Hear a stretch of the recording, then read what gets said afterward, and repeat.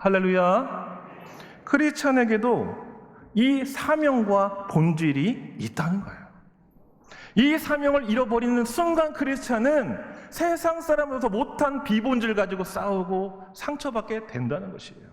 그래서 교회는, 성도는 언제나 사명을 붙들어야 되는 줄 믿습니다. 우리의 사명은 무엇이죠? 바로 지상 명령인 줄 믿습니다. The Great Commission, 가장 위대한 분으로부터 주어진 가장 위대한 사명이에요. 우리는 이 사명을 이루려고 사는 것입니다. 단지 잘 먹고 잘 살려고 사는 것이 아니에요. 내 감정적으로 자존감 회복하려고 교회 다니는 게 아니라는 것이에요. 우리에게는 사명이 있다는 사실을 믿을 수 있기를 축원합니다. 그 사명이 우리 오른쪽에 보시면 첫 번째 사명, 지상 명령. 이 정신과 가치를 회복할 때 인생이 풀어지는 줄 믿습니다. 마태복음 28장 19절에서 20절, 예수님이 직접 명령하신 거예요. 함께 읽어보겠습니다. 시작. 그러므로 너희는 가서 모든 민족을 제자로 삼아 아버지와 아들과 성령의 이름으로 세례를 베풀고 내가 너희에게 분부한 모든 것을 가르쳐 지키게 하라. 볼지어다 내가 세상 끝날까지 너희와 항상 함께 있으리라 하시니라. 아멘. 이 사명과 정신이 회복될 때에 여러분은 생활에서 선교사가 되는 줄 믿습니다. 하나님과 우리의 관계, 하나님과 나의 관계가 첫 번째 우선이 되는 수도사가 될 줄 믿습니다. 그리고 나로 사는 것이 아니라 내 안에 예수로 살아가는, 매일마다 죽고 예수로 사는 생활 선교사가 될 줄 믿습니다. 이것이 핵심인 거예요. 오늘의 본문 7절부터 9절은 똑같은 말씀이 다른 방식으로 재진술됩니다. 함께 읽겠습니다. 시작.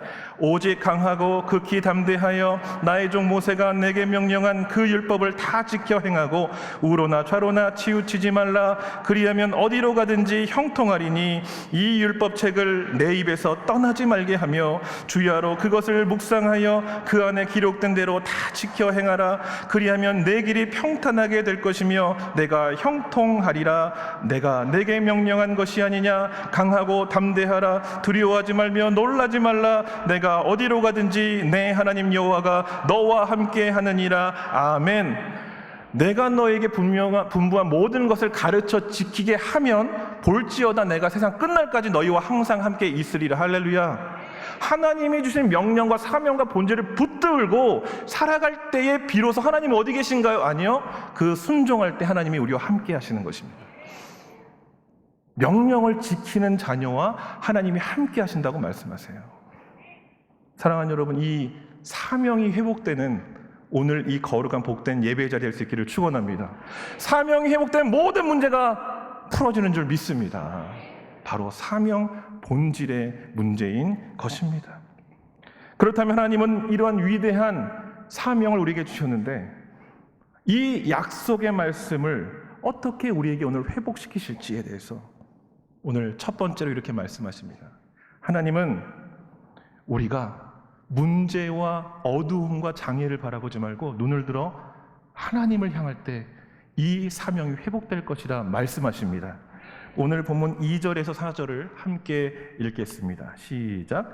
내 종 모세가 죽었으니 이제 너는 이 모든 백성과 더불어 일어나 이 요단을 건너 내가 그들 곧 이스라엘 자손에게 주는 그 땅으로 가라. 내가 모세에게 말한 바와 같이 너희 발바닥으로 밟는 곳은 모두 내가 너희에게 주었노니 곧 광야와 이 레바논으로부터 큰 강 곧 유브라데 강까지 해쪽 속의 온 땅과 또 해지는 쪽 대해까지 너희의 영토가 되리라. 아멘. 내 종 모세가 죽었으니, 모세라는 존재는 여호수아에게 있어서는 산 같은 존재예요. 자신이 바라볼 수 있는 가장 높은 곳에 있는 한 멘토, 사람이죠. 그런데 그가 보이지 않는다는 거예요. 그가 보이지 않자 이제 하나님께서 보여주신 비전이 보이기 시작합니다. 할렐루야. 주님이 보라고 하세요. 너가 밟는 발바닥 모든 곳은 내가 너에게 줄 것인데 곧 광야와 이 레바논 40년 동안 헤맸던 그 광야부터 오른쪽 끝까지 유브라데 강까지 해쪽 속 땅 가나안의 모든 지경부터 동해 해지는 대해까지 다 그 영역이 너희의 영토가 될 것이다. 바라보라고 말씀하세요. 사랑하는 여러분, 여러분의 눈을 가리는 이 시간 하나님께 집중하는 것보다 더 마음이 쓰이는 그 어두움과 사로잡힌 것들로부터 눈을 들어 여호와를 바라볼 수 있기를 축원합니다. 수십 년 전에 뉴욕에서 링글린 브라더스 서커스단이 공연을 할 때였어요. 한 맹수 조련사가 아시안 벵골 호랑이 엄청난 야수들을 4명을 조련하는 퍼포먼스가 진행되는 그때에 갑자기 엄청난 사건이 터집니다. 바로 1분 동안 정전이 나버린 거예요. 그때에 모든 관객들이 초긴장 상태에 돌입합니다. 저 야수들이 흥분해서 조련사를 물어뜯고 죽이는 처참한 광경을 보게 될까 봐 다들 전전긍긍해요. 침묵이 이어집니다. 암흑이 이어져요. 그때 날카로운 책짓 소리와 그리고 짧은 구령과 명령 소리가 반복됩니다. 눈을 떴을 때 모든 관객들은 환호성과 함께 박수를 쳤어요. 어둠 속에서도 아시안 벵골 호랑이들이 조련사의 명령을 따르고 있었다는 것입니다. 이후에 뉴스에서 취재하며 그 조련사에게 말했어요. 어떻게 당신은 그 위기의 절체절명의 위기의 순간에 그들을 조련할 수 있었습니까? 이렇게 대답합니다. 나는 그 호랑이들이 어두움 속에서도 나를 바라보고 있다는 사실을 알았습니다. 그렇기 때문에 나는 당황하지 않고, 당황하면 그들이 나를 죽일 수 있다는 것을 알기 때문에 빛이 있는 것처럼 행동했습니다. 사랑하는 여러분, 어둠이 다가올 때 두려워하지 않을 수 있기를 축원합니다. 하나님이 지금도 나를 바라보고 계시다는 사실을 믿고 믿음의 눈을 들어 여호와를 바라볼 수 있기를 축원합니다. 그럴 때에 모든 두려움과 고난들이 전화위복이 될 줄 믿습니다. 어두움 속에서도 자신의 주인을 바라보고 있던 호랑이처럼 어두움에 당황하지 않고 호랑이들이 나를 보고 있다는 것을 믿고 빛 가운데 행동했던 조련사와 같이 여러분, 우리를 부르신 주님의 부르심 앞에서 빛의 자녀로 믿음으로 행할 수 있기를 축원합니다. 이를 깨달은 다윗은 시편 121편에서 다음과 같이 고백합니다. 함께 읽겠습니다. 시작. 내가 산을 향하여 눈을 들리라. 나의 도움이 어디서 올까? 나의 도움은 천지를 지으신 여호와에게서로다. 아멘. 그 감자 먹다가 이혼할 뻔한 그 부부처럼 우리가 싸우고 얽매여 있는 문제들은 하나님 앞에서 볼 때 다 비본질이에요. 산을 바라보지 마시고 문제를 바라보지 마시고 홍해를 바라보지 마시고 어둠에 눌리지 마시고 눈을 들어 나의 도움 여호와를 바라볼 수 있기를 축원합니다. 히브리서 12장 2절은 이렇게 고백합니다. 시작. 믿음의 주여 또 온전하게 하시는 이인 예수를 바라보자. 그는 그 앞에 있는 기쁨을 위하여 십자가를 참으사 부끄러움을 개의치 아니하시더니 하나님 보좌 우편에 앉으셨느니라. 아멘. 예수 그리스도를 바라볼 수 있기를 축원합니다. 왜냐하면 예수님이 모든 고난 가운데 하나님을 보고 승리하신 우리의 진정한 구세주이기 때문입니다. 예수님은 말씀하십니다. 십자가의 고통을 참으시고 영광을 바라보셨다 말씀하세요. 다 옷이 찢어지고 벗겨지고 사람들에게 부끄러움 당하는 수치를 개의치 않으시고 영광을 바라보셨다 말씀합니다.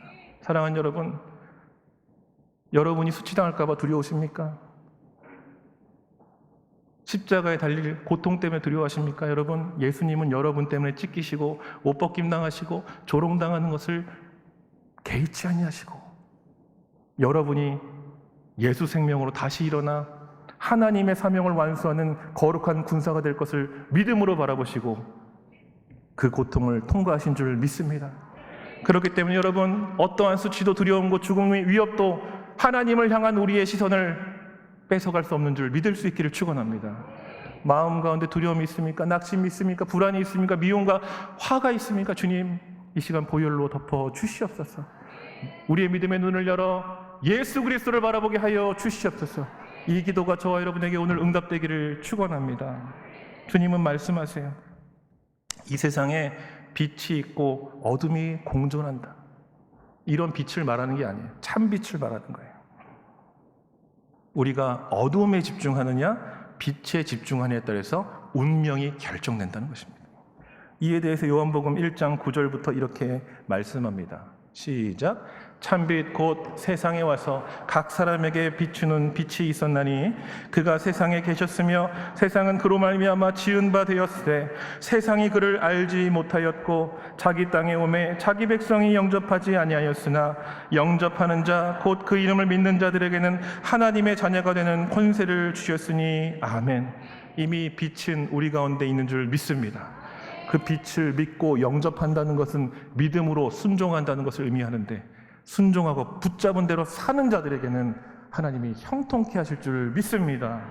주님께서는 오늘 본문을 통해 두 번째로 하나님 말고 의지하는 모든 대상들을 무너뜨리시고 오직 하나님만 의지하시기를 원하십니다. 오늘의 본문 1절을 다시 한번 읽겠습니다. 시작. 여호와의 종 모세가 죽은 후에 모세의 수종자 눈의 아들 여호수아에게 말씀하여 이르시되 아멘. 다양하게 해석할 수 있겠지만 전 이렇게도 봐요. 모세가 있었을 때, 모세가 죽고 나서 하나님이 뿅 나타나서 말씀하신 걸 수도 있지만 모세가 있었기 때문에 들리지 않았던 말씀일 수도 있습니다. 여러분 자녀를 의지하십니까? 그러면 그 하나님보다 자녀를 의지하는 만큼 하나님의 말씀이 들리지 않는 거예요. 여러분 남편을 의지하십니까? 자신의 직위를 의지하십니까? 재물을 의지하십니까? 하나님보다 의지하는 만큼 하나님의 음성은 들리지 않게 되는 거예요. 모세가 죽어야지만 들리는 말씀이 있었던 것입니다. 모세는 나쁜 사람이 아니었어요. 멘토였어요. 의지하던 대상이었어요. 하지만 하나님보다 그가 크게 보였을 때 하나님의 음성은 들리지 않았을 것입니다. 그렇기 때문에 모세는 죽었어야 하는 것이죠. 사랑하는 여러분, 여러분이 하나님보다 의존하는 대상이 무너진다면 그것이 축복이라는 사실을 믿을 수 있기를 축원합니다. 그때 비로소 권능의 하나님, 전능의 하나님이 여러분의 삶에 나타날 수 있다는 사실이 믿어지기를 축원합니다. 사랑하는 여러분, 하나님의 음성이 여러분에게 들리지 못하도록 막아서는 여러분이 의존하는 것들이 무엇입니까? 하나님의 음성이 가장 여러분에게 소중한 여러분의 가치가 될 수 있기를 축원합니다. 내 사랑하는 사람을, 그리고 내가 의존하던 대상이 무너지고서가 아니라 간절히 바라옵는 것은 그것보다 더 하나님을 사랑하는 저와 여러분, 우리 기쁨의 교회가 될 수 있기를 축원합니다. 그때 형통케 되는 거예요. 이 엘리야도요, 다음에 말씀이 이어지지만 따로 읽진 않겠습니다. 이렇게 돼요. 엘리야야 잠깐 나와봐라 그래요. 하나님이 나갔더니 바람이 부는 거예요. 갑자기 지진이 일어나는 것입니다. 불이 돌을 깨트리는 겁니다. 그리고서 거기에 하나님이 없었다고 엘리야는 기록해요. 그 모든 난리, 카리스마적인 모든 엄청난 그런 기적들이 사라지고 난 뒤에 비로소 세미한 음성이 들렸다. 사랑하는 여러분, 무엇을 쫓고 계십니까? 우리가 구해야 될 것은 그리스도의 골방에서 들리는 세미한 음성이어야 될 줄 믿습니다. 그리고 엘리야에게 하나님은 새로운 사명을 주세요. 엘리야야, 너 이제 아람 왕에게 기름 부어 아람 왕 세우고, 그리고 예후에게 기름 부어 이스라엘 왕으로 세우고, 그리고 너 엘리사에게 기름 부어 너 대신하게 해라. 다음 세대를 세워라. 이게 너의 사명이다. 여러분, 사명의 버전은 끊임없이 업데이트되어야 되는 줄 믿습니다. 새로운 사명을 받아야 돼요. 신앙의 매너리즘에 빠지셨습니까? 예배의 침체기에 들어갔습니까? 하나님의 새로운 사명을 받는 것들을 방해하는 어두움과 그리고 장애, 그 장애물의 시선을 빼앗긴 것이 아니십니까? 사랑하는 여러분, 하나님은 여러분 한 사람을 통해서 여러분이 사는 모든 것들을 복음화하시기를 원하십니다. 그 사명을 받으실 줄, 하나님께서 여러분 주실 줄 믿습니다. 오늘 여러분이 마음을 여시고, 하나님 나에게 사명을 주십시오, 내가 사명을 회복하게 하여 주시옵소서라고 기도할 때 하나님은 여러분에게 세미한 음성으로 역사하실 줄 믿습니다. 마지막으로 세 번째는 하나님의 음성이 정확하게 들리게 될 때, 세 번째는 바로 우리가 하나님의 전적인 주권을 인정할 때입니다. 여러분 다 아는, 하지만 들을 때마다 은혜가 되는 헬렌 켈러의 예화가 있습니다. 1880년에서 1968년, 90세 가까이 사셨어요. 이 어른은 출생 직후 19개월 만에 뇌출혈, 뇌에 문제가 일어나서 시각, 청각을 상실합니다. 여성이. 바로 이어서 이제 말을 하지 못하게 되죠. 듣고 보지를 못하니까. 삼중고의 고난에 완전한 지옥 아니겠습니까? 인간이 볼 때. 그런데 그에게 한 가닥 빛이 비치게 사건이 일어납니다. 바로 우리 소망부의 선생님들을 만나고, 우리 다음 세대 계속해서 어제도 청소년부 전도축제 65명이 새로 왔대요. 할렐루야! 네, 우리 박수 한번 하겠습니다. 네. 기적이 계속 일어나는 거예요. 유년부도 그리고 소년부도 기쁨의 학교 아이들 제자훈련 시킨다고 선생님들이 자신의 시간과 재물을 써서 지금 엄청난 일들이 일어나고 있습니다. 유아부도 기쁨의 학교 하고 있어요. 제자훈련을. 우리 교회는요, 5살부터 제자훈련하는 교회입니다. 할렐루야! 그러니까 예배가 다를 수밖에 없는 거예요. 가보세요. 여러분 가서 직접 눈으로 확인하세요. 저도 청소년부 사역하고 철들었어요. 아이들 예배 보고 제가 깨졌습니다. 아이들이 살아있어요. 기쁨의 교회 다음 세대 킹덤 제너레이션이 될 줄 믿습니다. 하나님의 주권 인정하는 거예요. 그 설리번 선생님 만났어요. 그리고 인생이 바뀌었어요. 설리번 선생님 맨 처음에 무릎 뜯고 그랬어요. 막 짐승처럼 대하고. 근데 어떻게 됐냐면 설리번 선생님이 평생 그 한 여학생을 위해 헌신했을 때 1904년에 헬렌 켈러는 캠브리지 레드클리프 대학을 우수생으로 졸업합니다. 5개 국어를 할 줄 알았고요. 수많은 책을 저술했고요. 나라 전역을 다니면서 맹아, 농아, 어려운 사람들에게 희망을 주고 개혁하고 그들의 의식을 계속해서 확장시키는 놀라운 사역들을 마지막까지 감당하게 되었다는 것이에요. 설리번 선생님이 부각되고 어떻게 이 아이를 이렇게 키울 수 있습니까? 누가 물었을 때 설리번 선생님이 헬렌 켈러에게 이렇게 말했다고 해요. 가장 어둠 가운데 있는 그 아이에게 한 선생님이 이렇게 말했다는 거예요. 사람의 삶의 조건은, 환경은 그 어떤 것이라도 그 사람을 결코 패배시킬 수 없단다. 하나님은 어떠한 환경도 끊을 수 없는 사랑으로 지금도 너를 사랑하고 계시니 너는 하나님을 통해서 얼마든지 행복한 삶을 살 수 있어. 이 말을 헬렌 켈러가 받았어요. 먹었어요. 영접했어요. 그리고 인생이 변화된 것입니다. 주님의 음성을 들을 수 있기를 축원합니다. 우리는 적어도 볼 수 있잖아요. 적어도 들을 수 있잖아요. 말할 수 있잖아요. 우리가 원하는 거 누릴 수 있잖아요. 그런데 왜 좌절하십니까? 왜 슬퍼하십니까? 하나님 만날 수 있기를 축원합니다. 헬렌 켈러가 내가 만일 3일만 볼 수 있다면 그 스피를 보면요, 애절해요. 왜 애절하냐면 우리가 다 할 수 있는 거를 너무도 하고 싶어해요. 첫째 날입니다. 내가 만일 단 3일만 볼 수 있다면 첫날에는 친절과 우정으로 나의 삶을 가치 있게 만들어준 사람들의 얼굴을 보고 싶습니다. 이렇게 말해요. 두 번째 날에는 새벽에 일어나서 밤이 낮으로 바뀌는 가슴 떨리는 기적을 보고 싶습니다. 셋째 날에는 많은 사람들이 오고 가는 평범한 거리에서 하염없이 앉아 그들을 바라보고 싶습니다. 이것이 헬렌 켈러의 소망이었어요. 사랑하는 여러분, 우리는 너무도 잘 볼 수 있잖아요. 그죠? 들을 수 있고, 사랑한다고 들을 수 있고, 나를 낳아주신 부모님, 우리의 믿음의 선조들이 눈물과 피땀으로 자신의 생명으로 건축한 이 교회의 아름다움을 볼 수 있잖아요. 사랑하는 사람들과 함께 산책할 수 있잖아요. 자연을 보면서. 얼마나 아름다운 도시입니까, 포항. 여러분, 복받은 사람인 줄 믿을 수 있기를 축원합니다. 여러분이 잃어버린 감사가 회복될 수 있기를 축원합니다. 모든 것이 하나님의 주권이기에 하나님의 모든 것이 하나님의 은혜입니다라고 고백할 때 여러분의 삶 가운데 밭에 숨긴 놀라운 보화들이 발견될 줄 믿습니다.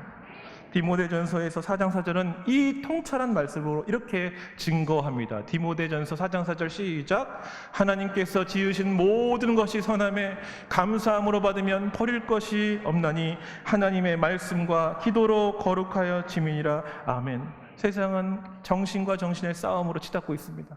하나님은 불공평하다는 것이에요. 사회는 불공평한 것입니다. 세상은 더럽고 하나님은 이기적이라는 거예요. 끝까지 이 정신으로 물고 뜯고 싸우면 감자를 소금에 찍어 먹느냐, 고추장에 찍어 먹느냐, 설탕에 찍어 먹느냐의 싸움 끝까지 갈 수밖에 없는 것입니다.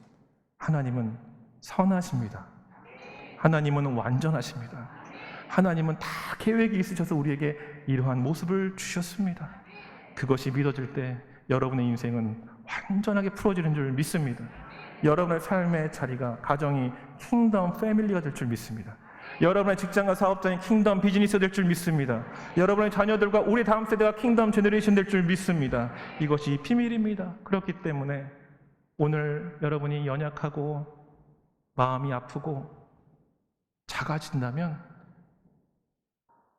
그만큼 여러분을 크게 하실 하나님이 보이시기를 축원합니다.